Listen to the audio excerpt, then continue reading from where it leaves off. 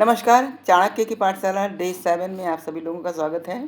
तो चलिए आचार्य के कुछ चुनिंदा श्लोकों को मैं लेकर के आप लोगों के समक्ष प्रस्तुत हूँ, तो प्रारंभ करती हूँ। आचार्य ने कहा है कि रूप यौवन संपन्नाः विशाल कुल संभवाः विद्याहीना न शोभते निर्गंधा इव किंशुका। आचार्य ने यहाँ विद्या की महत्ता को बतलाया है कि सुंदर रूप वाला, यौवन से युक्त और ऊंचे कुल में उत्पन्न होने वाला भी यदि विद्या से हीन रहता है तो ऐसा प्रतीत होता है कि सुगंध रहित टेसु अथवा ढाक के फूल की भांति वह समाज में उपेक्षित रहता है।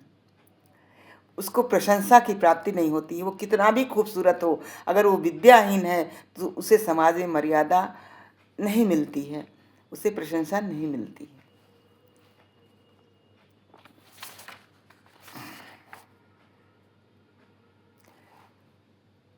चलिए एक अगला श्लोक लेती हूँ कि उद्योगे नास्ति दारिद्र्यम, उद्योगे नास्ति दारिद्र्यम अजपतो नास्ति पातकम मौने च कलहो नास्ति नास्ति जागरिते भयम। इसका तात्पर्य ये है कि उद्योगी पुरुष कभी भी दरिद्र अथवा गरीब नहीं हो सकता है।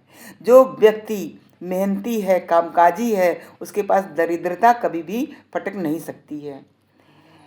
जपतो नास्ति पातिकम, जो आध्यात्मिक है, ईश्वर का भक्त है, वो पापी भी नहीं हो सकता कभी। मौने च कलहो नास्ति, और मौनता आ जाने के बाद, लड़ाई झगड़ा होता रहे, अगर आप शांति बना लीजिए तो कलह शांत हो जाता है। इसके अलावा नास्ति जागरिते भयम, जो जागरूक रहता है, जो चौकन्ना रहता है, उसको किसी प्रकार का संसार में भय भी नहीं होता है।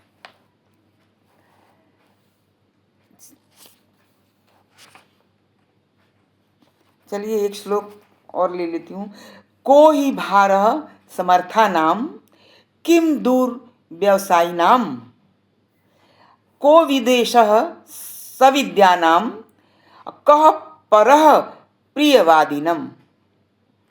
कहा है कि जो समर्थ व्यक्ति है, सक्षम व्यक्ति है, हर काम को करने का अपने अंदर ताकत रहता है, को भारा, उसके लिए कोई भी कार्य बोझा नहीं है, कठिन नहीं है, वो हर चीज़ को करने में अपने को सक्षम रहता है।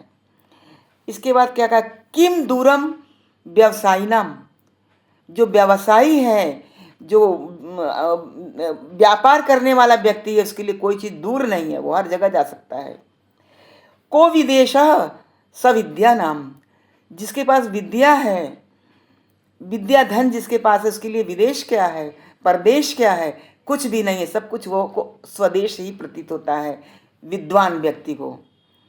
और अंत में कहा गया है कि कह परः प्रियवादिनम, और मधुर भाषी के लिए, जो मीठा बोलता है, कह परः, कौन पराया है, उसके लिए कोई भी संसार में पराया नहीं है, प्रियवादी, मीठा बोलने वालों के लिए।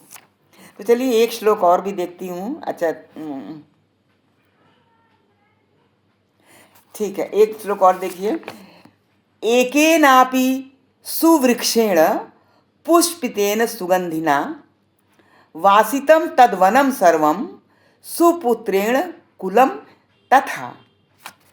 यहाँ पर आचार्य ने बताया है कि एक पुत्र, बहुत सारे पुत्रों से एक ही पुत्र अगर गुणवान हो, ज्ञानी हो, विद्वान हो, तो वो भला होता है।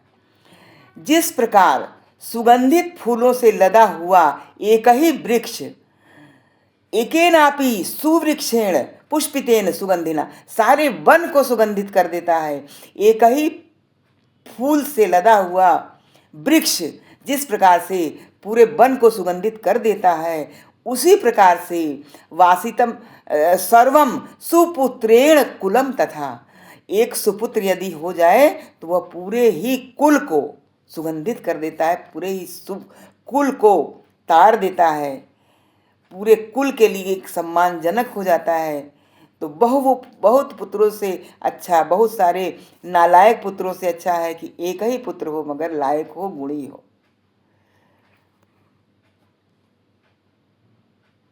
इसके अलावा एक और श्लोक ले लेती हूँ, सुनिएगा। किम जातैर बहुभी पुत्रैः, वही बात कही गई है पुत्र वाली। किम जातैर बहुभी पुत्रैः शोक संताप कारकैः वरमेकः कुलालंबी यत्र विश्राम्यते कुलम। वही बात कही है जो पहले वाले श्लोक में कही है कि दुख देने वाले, शोक संताप करने वाले बहुभी पुत्र, बहुत सारे पुत्रों से अच्छा है कि एक ही पुत्र हो। वरम एक कहा कुलालंबी विश्रामिते कुला, जो अपने कुल को अवलंबन सहारा देने वाला हो, अपने कुल को सबल बनाने वाला हो, प्रशंसा कराने वाला हो, ऐसा एक ही पुत्र बहुत है। उसके आश्रय में पूरा कुल जो है सुख भोगता है।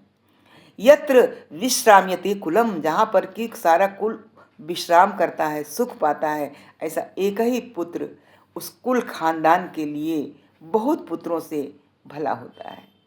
धन्यवाद। चलिए और कुछ चुनिंदा श्लोकों के साथ मैं अगले एपिसोड में आप लोगों से मिलूंगी। तब तक के लिए धन्यवाद।